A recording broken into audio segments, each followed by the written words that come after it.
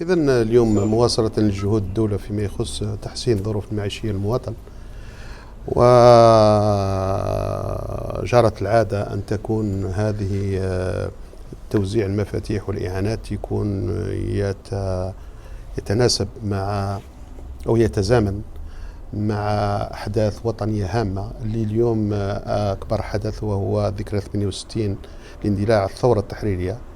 اليوم الرمزية هي اندلاع ثورة من أجل الكرامة، واليوم توزيع سكن لفائدة المواطنين لصون كرامة هذا المواطن وإعطائه وأن يكون في ظروف طيبة جدا.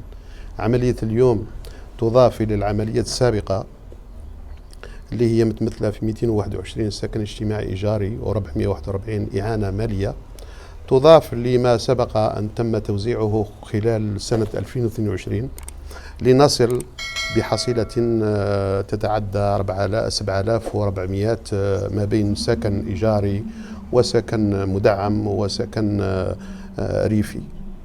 العملية تاع اليوم بطبيعة الحال فيه ناس فرحوا وناس لابد أنهم ينتظرون حتى يكون لهم الحظ باه يكونوا فرحانين كما خوتهم اللي مستفادوا. الشيء اللي نأكده اليوم أننا في الآفاق إن شاء الله آفاق ثلاثي الأول من سنة 2023. الشيء المبرمج للتوزيع هو 5430 سكن اجتماعي إيجاري بالإضافة إلى الصيغ الأخرى. مسؤول ولي نكمل الترمين. 5430 سكن اجتماعي إيجاري يدخل في سياق حركية قوية جدا، وهي إنجاز السكن الاجتماعي الإيجاري. اليوم للعلم أن العدد السكنات في طور الإنجاز بالنسبة للسكن الاجتماعي الإيجاري LPL تتعدى 13,000 سكن.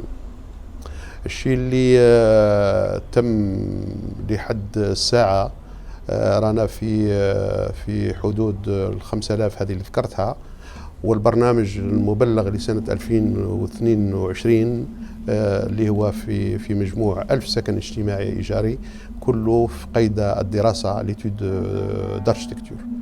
الشيء اللي يبقى لنا وانتم على دراية بذلك أن المشكل العقار مطروح في ولاية زيوزو اللي راه باقي لنا كبرنامج لم يثبت بعد، هو 1271 فيه برنامج سيثبت في الأيام القليلة جدا إن شاء الله على مستوى بلدية أزفون، والألف هو برنامج تم تحويله من زازغا إلى بوزغان إن شاء الله. Nous avons abordé la chose d'une autre façon. C'est vrai que l'appel, on l'a lancé et on attend du retour Inch'Allah.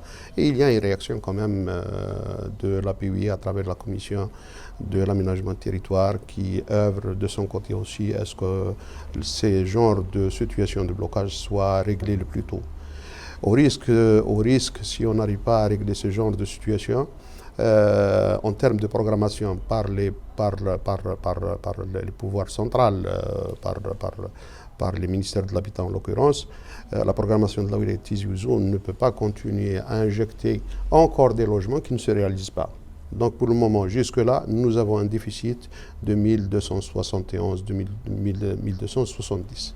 Ceci dit, la démarche que nous avons entreprise pour résorber cette situation, nous avons eu à recenser des programmes qui datent de 2014 qui n'étaient pas lancés. Et je crois que dans des situations pareilles, il faut prendre le taureau par les cornes et trouver des solutions et des palliatifs. Parmi ces solutions urgentes que nous avons entreprises, c'est la technique de délocalisation. La technique de délocalisation, il a été programmé de réaliser des programmes sociaux au niveau de certaines communes qui malheureusement ne disposaient pas de programme d'assiette foncière.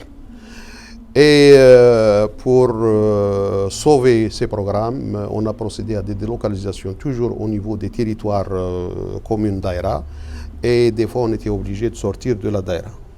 Ceci dit, cette manière de faire nous a permis de résorber le déficit d'une part, et ça nous a mis dans une situation beaucoup plus confortable pour réclamer et demander d'autres programmes. Nous allons, Inch'Allah, poursuivre cet effort de façon à ce que les 1200, les 1270 soient réglés dans les prochains jours, d'une part. Et d'autre part, il y a une action qui est menée par une cellule de la wilaya en coordination avec l'API. C'est un travail anticipatif. Un travail anticipatif dans le sens où on va prospecter le maximum d'espace disponible au niveau de nos communes. Le besoin en logement, c'est vrai que le taux de la wilaya de Tizi Ouzou, il est à peu près entre 4 et 4,5, relativement bon, mais il demeure entendu que les déficits sont beaucoup plus enregistrés au niveau des grands centres urbains. Vous prenez Tizi Ouzou, le déficit il est important. Vous prenez Azazga, le déficit est de même, et Drab Khadda. Donc l'opération de distribution qui va avoir lieu dans les prochains mois, Inch'Allah, pour ces trois grands ensembles, va atténuer un petit peu la pression. La poursuite ou la stratégie ou la démarche. La démarche, il faudrait que nous continuions à encourager l'habitat rural, comme je l'ai dit tout à l'heure, pour des raisons de commodité, parce que c'est un segment qui est sollicité, souhaité, et qui a donné de très bons résultats. À Tizi Ouzou, on ne réalise pas l'habitat rural au sens simple, au sens le citoyen à Tizi Ouzou, il s'investit avec toutes ses économies pour compléter l'aide que l'État lui offre, pour réaliser très souvent, des habitations de qualité très appréciable. Ce segment, il doit être encouragé par un grand effort qui doit être fait en termes de réseau. Aujourd'hui, on ne peut pas dire réaliser un logement Hagdaka en pleine nature sans qu'il y ait les commodités eau, électricité et gaz. Ça devient une commodité. Ce n'est plus une commodité, c'est une nécessité aujourd'hui. Et là aussi, nous sommes en train de déployer beaucoup d'efforts à l'effet de résorber. Sachez que nous avons une demande qui touche plus de 9500 demandes urgentes en termes de raccordement en électricité et de gaz.